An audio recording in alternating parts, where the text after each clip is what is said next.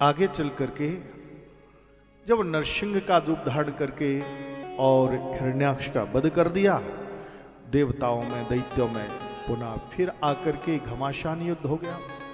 अब जैसे युद्ध हुआ इनमें, तो अब की बार में क्या हुआ, दैत्यों को विजय प्राप्त हो गई और देवताओं को पराजय प्राप्त हो गई।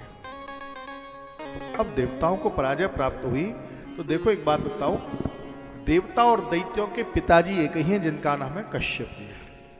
माताएं दोनों की अलग अलग है, एक का नाम है दिति और दूसरी का नाम है अदिति। अदिति देवताओं की मैया है। अदिति आई, अदिति ने आकर के कश्यप जी से कहा, भगवान मेरे बेटा तो देखो ये दर दर की भीख मांग रहे हैं, ये दर दर भटक रहे हैं, कोई उपाय हो तो बताओ, इनको सुख प्राप्त कैसे होगा, हमारी संतान सुखी कैसे होगी। बोले संतान सुखी, हाँ। बोले तुमको एक काम करना है। बोले क्या करना है, अगर ये संतान सुख चाहती हो ना तो तुम एक उपवास करो, एक व्रत करो। और ये जो व्रत बताया, इस व्रत का नाम है पयोव्रत। ये पयोव्रत कौन करता है, जो माताएं संतान सुख चाहती, जिनके यहां संतान नहीं होती, वो इस व्रत को करती है। अथवा जिनके यहां केवल कन्याएं होती हैं, पुत्र नहीं होता, वो माताएं इस व्रत को करती हैं।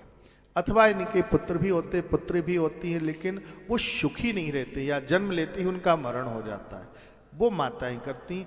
या जो संतान सुख चाहती हैं वो इस व्रत को करती हैं। इस व्रत को कैसे करना चाहिए, तो इन्होंने इस व्रत के बारे में बता दिया। फाल्गुन श्यामले पक्षे द्वादशाहम पयोव्रतः, ये फाल्गुन के महीने में किया जाता है।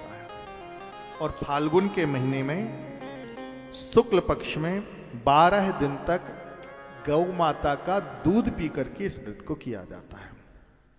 अमावस्या के दिन सूकर के द्वारा खोदी हुई जो मिट्टी होती ना, उस मिट्टी से स्नान करें और स्नान करके किसी तालाब के किनारे जाकर के वहां पहुंचे और वहां पहुंच करके एक मंत्र का जाप करते हैं। तुम दिव्यादि वराहेणो रसाया स्थानमीक्षतः उद्धृतासि नमस्तुभ्यं पापमानं मे प्रणाशय।